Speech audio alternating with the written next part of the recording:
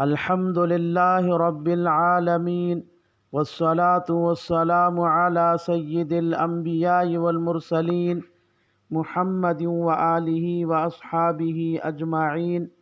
أما بعد فأعوذ بالله من الشيطان الرجيم. بسم الله الرحمن الرحيم. وأقيموا الصلاة وآتوا الزكاة. قال النبي صلى الله عليه وسلم: حصنوا اموالکم بالزکاة، او کما قال رسول اللہ صلی اللہ علیہ وسلم۔ بزرگان محترم، عزیزان ملت، نوجوانان اسلام، قابل احترام بھائیوں اور بزرگوں، اور میری دینی و اسلامی ماں اور بہنوں، زکوٰۃ کی اہمیت، فضائل اور مسائل کے عنوان پر سلسلہ وار روزانہ مختصر مذاکرہ کیا جائے گا تاکہ زکوٰۃ سے متعلق موٹی موٹی باتیں ہم کو سمجھ میں آ جائے اور اپنے پورے مال کی زکوٰۃ ہم نکال کر مستحق تک پہنچا سکے۔ معزز سامعین، اسلام صرف کچھ رسم و رواج کا نام نہیں ہے، بلکہ اسلام ایک مستقل دین ہے۔ اسلام ایک مکمل ضابطۂ حیات ہے۔ اسلام زندگی گزارنے کا ایک بہترین قانون ہے۔ اسلام زندگی کے ہر موقع پر، جیسے کھانے پینے، سونے جاگنے، لینے دینے، شادی بیاہ، ازدواجی زندگی، کسب معاش، عدل و انصاف، خلوت و جلوت، شخصی تعلقات اور بین الاقوامی روابط، غم کے لمحات اور خوشی کی ساعات، الغرض ہر معاملے میں اسلام بہترین رہنمائی کرتا ہے۔ اسلام کے تمام احکام کا خلاصہ صرف دو باتیں ہیں: نمبر 1 خدا کی بندگی کرنا، نمبر 2 مخلوق خدا کی خدمت کرنا۔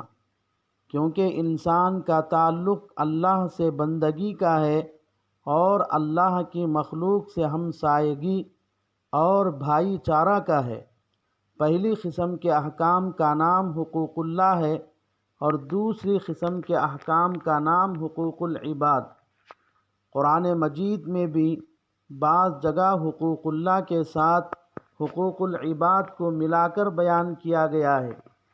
چنانچہ ارشاد ربانی ہے: اللہ تعبدوا الا ایاہ وبالوالدین احسانا۔ اس آیت میں دو باتوں کا حکم کیا گیا ہے: نمبر 1 صرف اللہ کی عبادت کرو، نمبر 2 ماں باپ کے ساتھ اچھا سلوک کرو۔ صرف اللہ کی عبادت کرنا حقوق اللہ میں سے ہے اور ماں باپ کے ساتھ اچھا سلوک کرنا حقوق العباد میں سے ہے۔ بعض جگہ قرآن مجید میں نماز کے ساتھ زکوٰۃ کو ملا کر بیان کیا گیا ہے۔ چنانچہ ارشاد ربانی ہے: اقیموا الصلاۃ وآتوا الزکاۃ۔ اس آیت میں بھی دو باتوں کا حکم فرمایا گیا ہے: نمبر 1 نماز قائم کرنا، نمبر 2 زکوٰۃ ادا کرنا۔ نماز حقوق اللہ میں سے ہے اور زکوٰۃ حقوق العباد میں سے ہے۔ بعض جگہ نماز کے ساتھ قربانی کا حکم دیا گیا ہے۔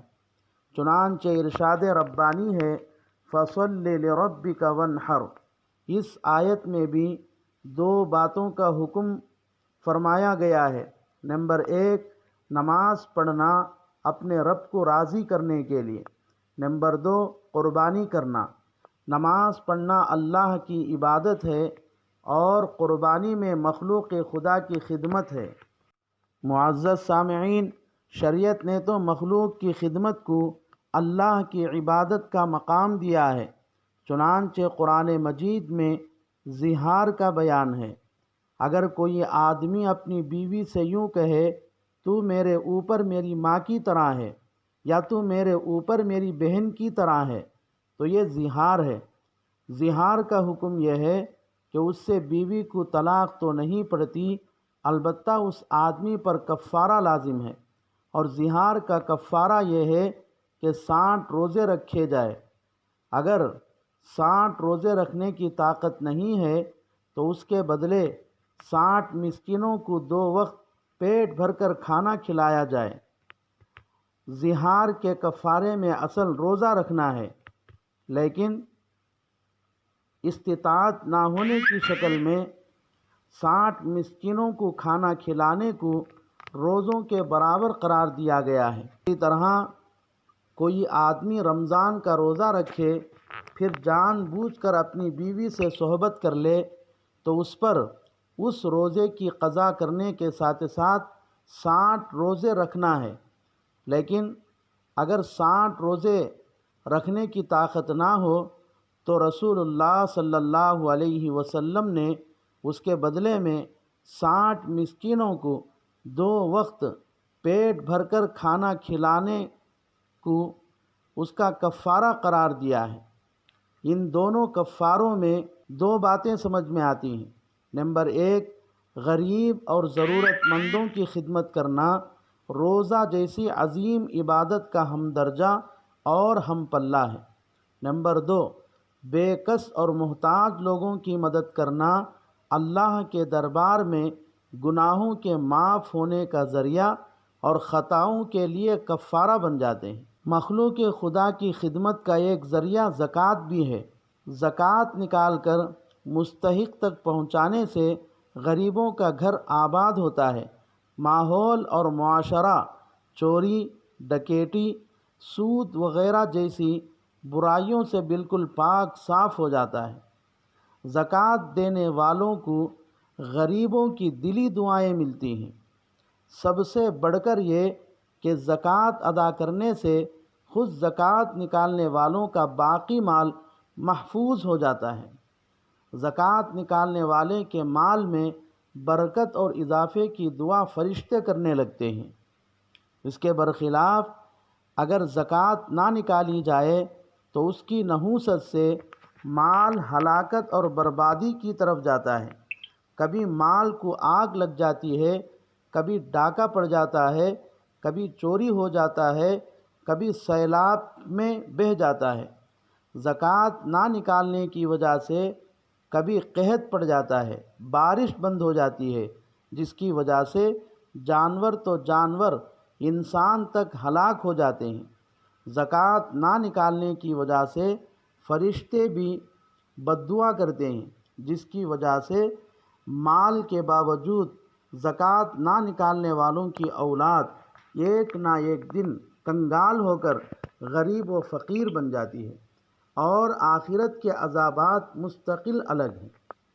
معزز سامعین، زکوٰۃ کا حکم صرف امت محمدیہ ہی کے لیے نہیں بلکہ پچھلی امتوں میں بھی رہا ہے۔ چنانچہ قرآن مجید میں اس کی مثالیں ملتی ہیں۔ حضرت اسماعیل علیہ السلام کے متعلق ارشاد ربانی ہے، وَكَانَ يَأْمُرُ أَهْلَهُ بِالصَّلَاةِ وَالزَّكَاةِ۔ حضرت اسماعیل علیہ السلام اپنے گھر والوں کو نماز قائم کرنے اور زکوٰۃ ادا کرنے کا حکم فرماتے تھے۔ سورہ مریم میں حضرت عیسیٰ علیہ السلام کے متعلق ارشاد فرمایا گیا، وَأَوْصَانِي بِالصَّلَاةِ وَالزَّكَاةِ مَا دُمْتُ حَيًّا۔ حضرت عیسیٰ علیہ السلام فرماتے ہیں کہ اللہ نے مجھے جب تک میں زندہ رہوں نماز قائم کرنے اور زکوٰۃ ادا کرنے کا تاکیدی حکم فرمایا ہے۔